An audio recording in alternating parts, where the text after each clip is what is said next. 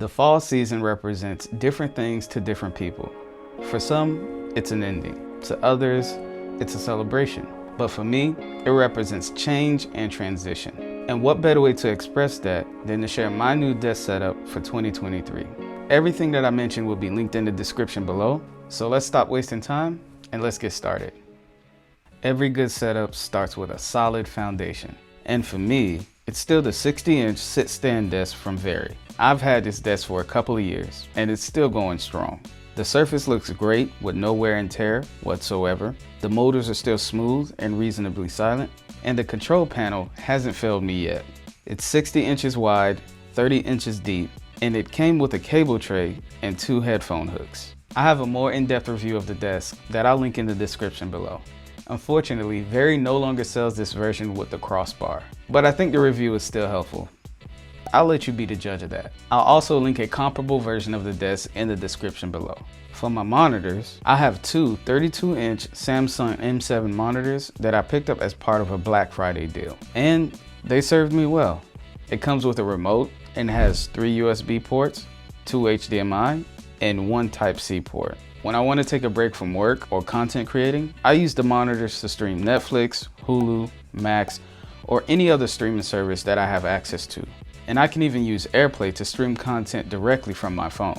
These monitors are great for a student or the average user, but if you're a content creator, I would avoid picking them up, mainly because the viewing angles aren't that great. The colors start to look washed out as you view the monitor from any other angle other than just head on.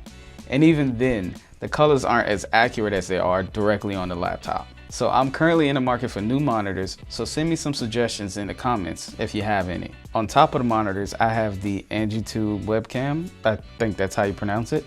Either way, it's the best webcam that I've used so far. On paper, it's 1080p resolution, but the compliments that I've gotten on this webcam makes me feel like it's like 4K or higher. Everyone is always mentioning how clear the quality image is, and it also has a pretty good mic on it. Look, all I'm saying is if you're in the market for a streaming webcam, don't sleep on Angitube.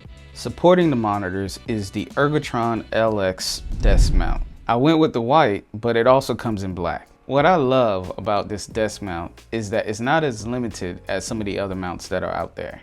Usually you can move the arms up and down a couple of inches and maybe rotate either the right or the left monitor. And that's about it. This mount can do all of that and allow you to stack the monitors.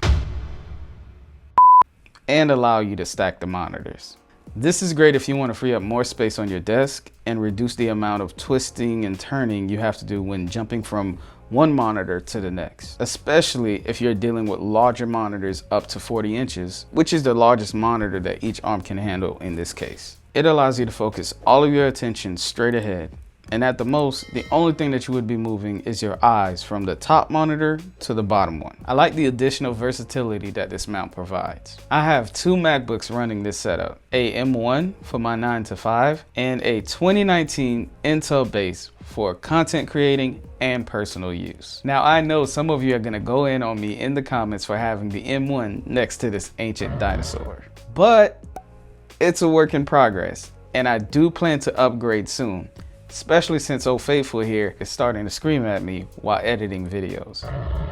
Supporting these MacBooks are the human-centric USB-C hubs. I like it because it doubles as a vertical stand and a hub for the MacBooks. It comes in a silver color, which is a couple of shades darker than the MacBook, and has a rubber padding throughout the body to keep the laptops in place and prevent scratches. On the front, there's 3 USB ports, a standard and micro SD slot, and a headphone jack. And on the back, there's USB-C power delivery, an Ethernet port, a display port, and 2 HDMI ports. Now these are Intel-based hubs, so I don't connect the M1 to them. Instead, I use the Belkin USB-C cables to connect directly to the monitors.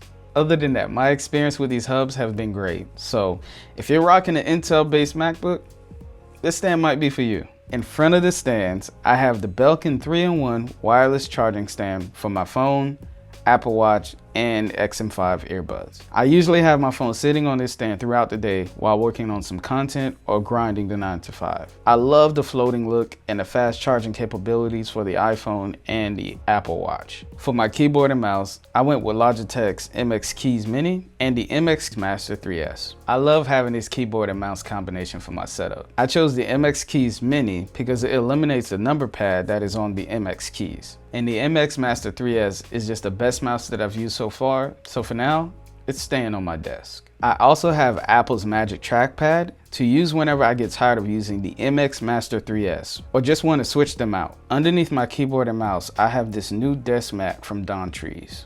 I tried a couple of desk mats recently, and this is the one that I felt matched my setup the most. I like the way it looks and the way it feels on my hands. And it doesn't affect me using the mouse at all. Moving on to my speakers. I'm still rocking the Logitech Z506 surround sound speaker system. It comes with 5 satellite speakers and 1 downward firing subwoofer, and it sounds great. Currently, I'm using 3 out of the 5 speakers, and I'm still loving it. I should probably upgrade, but I can't pull myself away from them. Drop a suggestion in the comments if you think I should upgrade. I'd be open to looking into it. For my headphones, I use the WH-1000 XM4s coupled with the new WF-1000 XM5 earbuds. I'll link my review of the XM5s in the description if you haven't seen it yet. The noise cancellation is solid on both of these, but the main reason I went with them is the multi-point connection. Gotta love that feature. I wanted to create this sort of tropical vibe for my workspace, so I went with these palm trees from a company called Nearly Natural. I was skeptical at first about them, but eventually they grew on me and fit the vibe that I wanted for the space. Plus, I hear that having greenery around you can help reduce stress and promote creativity. 2 things that I'm 100% down for. So here we are. Oh, and the nice planters that they're sitting in, I picked up from At Home. On the wall behind my desk is a painting called Dream City, and I picked it up from Overstock, who is now the new Bed Bath & Beyond. Fun fact if you didn't know. I had it hanging over my bed, but I felt like it would look better here in the office. So I moved it here, and I was right. It looks much better. Next to that is this pegboard from Kipo. I thought it would be a nice way to add some storage near my desk without taking up a lot of space. I use it to store my charging cables, SSD, my Rode Wireless Go 2 mics, my iPad, and a remote to my monitors when I don't want to have them sitting on the desk. All the things that I use daily in one easy to find area. In a perfect world. Lighting up the space, I have the LifeX strips on the edges of the desk, and on either side of the desk I have the Govee floor lamps. Even though these two are different brands of lights, they all work well together with the Alexa app. I have them set to this bluish green color to add to my tropical vibe, but I can change them to any color combination I can think of. And to light the area in front of the monitors, I have the BenQ screen bar halo light. I recently picked this up and so far they've been great. They light up the desk area well and they don't leave a glare on the monitors like some other light bars would. They also come with these controllers to adjust the brightness and the color temperature of the lights. For my chair, I switched over to the Herman Miller Embody. It's really comfortable to sit in and it moves with you as you stretch and readjust. Did I mention it was really comfortable to sit in? Prior to this, I was using the Secret Labs Titan chair. Let me know if you want to see a separate video of me explaining why I switched over to the Herman Miller from the Secret Labs Titan chair.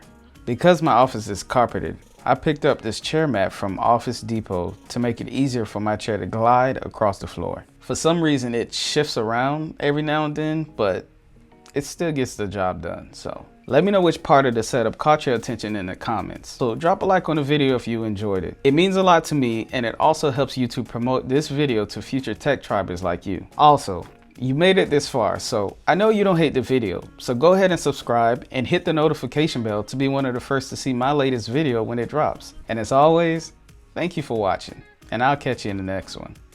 Deuces.